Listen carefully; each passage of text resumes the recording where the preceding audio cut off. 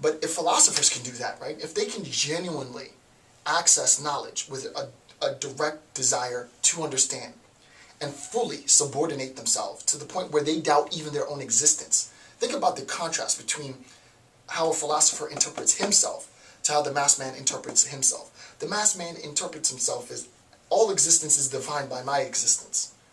The philosopher looks at himself and says, you know what? I don't even really know if I'm here right now. Right? I don't really know if I'm here right now. I don't know if I'm really, talking to anybody in the ether. I don't know if anybody's actually watching any of these videos. I don't even know why I'm doing this. Why am I doing this right now, right? What am I hoping to achieve? Well, I mean, this Gasset, he'll make you think about yourself, right? Why am I doing this? I have no idea.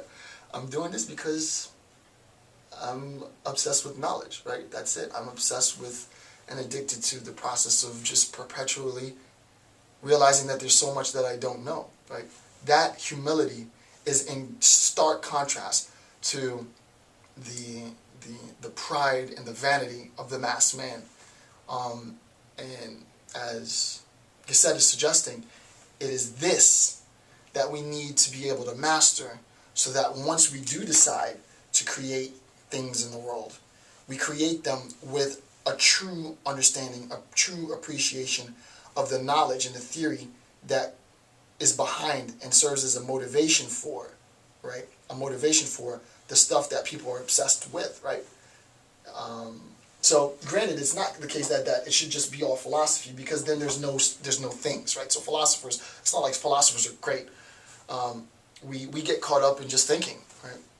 People do need to create stuff, but it doesn't have to be the case that the only time we access knowledge is for its commercial benefit, because that ends up being problematic.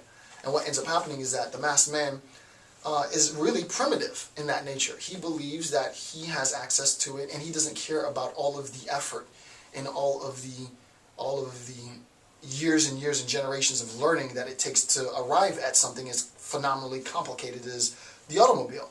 He just wants an automobile, and that is counterproductive on so many levels.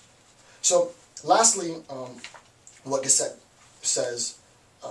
And for me, this is the crux of the chapter on the last page, on page 87. He says, for myself, this matter of the disproportion between the profit which the average man draws from science. So let me read that again. For myself, Gasset, this matter of the disproportion between the profit that the masked man draws from science and the gratitude which he returns to science, or rather does not return to it, this is much more terrifying. So what he sees is, he sees the masked man as functioning exactly like the ungrateful child. You work your whole life, you dedicate everything that you have to making this child as smart and as productive as you want the child to be. You give everything that you can to this child, and no matter how much you give, you can never satisfy the desire of the child. And in a sense, what you've done is you've indulged the child too much, right? And neglect is one form of abuse, but indulgence is equally a form of abuse. And the masked man is nothing more than the personification of the indulgent child. The indulgent child has no concern for the effort that it took for you, the parent, to go to provide food for them. They open the fridge, take food at will, and dispose of it at will, because they know that tomorrow there will be another bottle filled with juice in there, without any regard for the fact that mom or dad or whomever went out, worked hours, put in 8 hours, studied, researched, typed, whatever it is that you do to make a living, so that you can replace that bottle. The masked man doesn't care. The masked man is indulgent. The masked man is primitive in that sense. He regresses back to this sort of primitive state of being, and just makes demands and expectations on those who actually do the work, those who actually do the providing, without giving any appreciation back. And what was the word that he used? He says, the average man draws from science, and the gratitude which he For myself, this matter of the disproportion between the profit that the average man draws from science and the gratitude which he returns, or rather does not return to it. So he takes from science the profits, right? He commercializes, which is what I was saying. He commercializes scientific knowledge and makes profit from that. But he doesn't give scientists anything, right? He doesn't give them the appreciation that they need. He cuts their funding. He doesn't grant their research. He condemns their practices. He monopolizes their thought. He mobilizes their and consolidates their theories to create instruments of propaganda, instruments of exploitation, as is the case with derivatives, right? You create basically crap with bright minds, and that is the true pillage, right? That really is the true robbery. It is the biggest hoax that's ever been propagated, is the commercializations of just intellectual minds, right?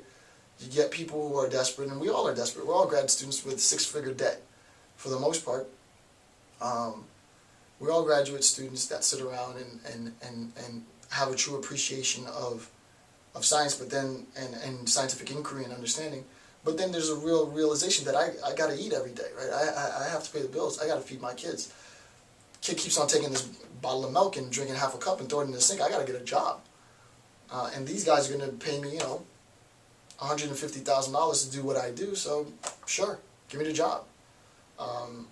And in the process, you end up getting caught up in the machine, and you lose your ability or your interest in what actually motivated you to go through all those years, which is the access to knowledge. So I think it's a good cautionary tale. Chapter 9 wasn't really as complicated to understand, but I think what Gasset was able to do is to show the distinction between the primitive and the technical, and to show how the masked man abuses scientific inquiry strictly for its commercial benefit, and doesn't show any gratitude to the scientific community, and as such is completely content. And also as such, it is arguably the case that there will come a time, if this continues, when science no longer functions as the prevailing paradigm of accessing the truths of reality, because now all it does is just create stuff, right? All it's been is commercialized. So it's a cautionary tale to hardcore scientists, right? There used to be a time when religion explained the truths of reality, and then philosophers came around and we said, no, we can explain the truths of reality. So that there was a time that metaphysics explained the truths of reality, and then metaphysics didn't explain the truths of reality. And then there was a time that physicists now are explaining the truths of reality, but if physicists continue to use their insight to just create stuff and just to, build defective products, and scientists are only in it for making the money, then it will cease to have any function, and a new discipline will emerge that will explain the truths of reality. So don't think that it's a given that scientists have the corner locked on explaining the truths of reality, because once they fail to do that, another discipline will emerge with a new name, with a new paradigm, and they will explain the truths of reality. So cautionary tale, because philosophers dropped the ball, and now scientists have the ball. So please keep the ball in your court, because I don't know what's coming next. With that being said, I'm Dr. Jason J. Campbell, and I appreciate you taking the time to watch my videos, and I will be seeing you next time. Goodbye.